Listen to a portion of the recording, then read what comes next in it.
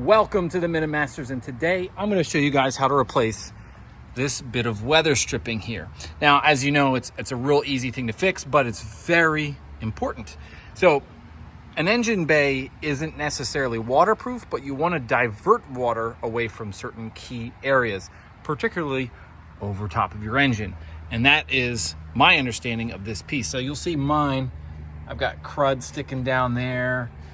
There's definitely areas where the water has gotten behind it, as evidenced sometimes by the stuff that actually starts to hang out the bottom. Like you can see the dirt starting to come through right there.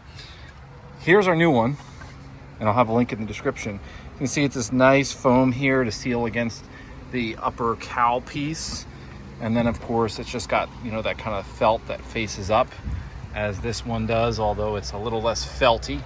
So anyway, let's pull this one off. All right, so all the screws are out. As you can see, it's starting to come off. You can see all that crud that built up back there. Ooh, yeah, so clearly this wasn't holding any water back. That foam on the back is hard as rock. So we'll just kind of take it out. Oh, yeah. Delicious. Look at that stuff. I'm sure that's been marinating in there for a while. So let's just observe. Look at all this crud that has gotten behind this gasket, or weather stripping, whatever you want to call it. And also notice the top of my engine. There's clearly this spot here in particular where probably some water intrusion started to kind of work its way at this paint. And it probably didn't help that this wasn't holding back the water. So definitely good that we're getting rid of it.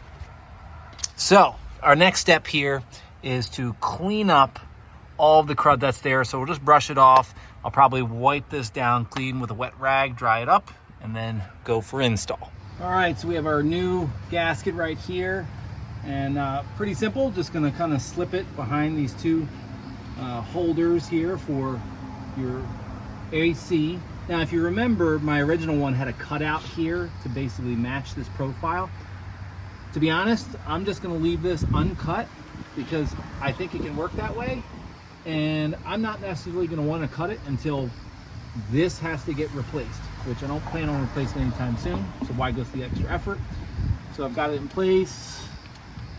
Get my Milwaukee drill here and just start screwing it up.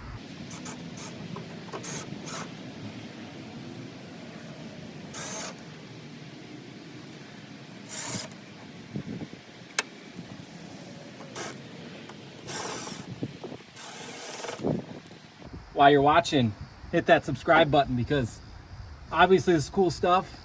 You should see my other video on how to do this, and maybe some of the other stuff I've done under the hood.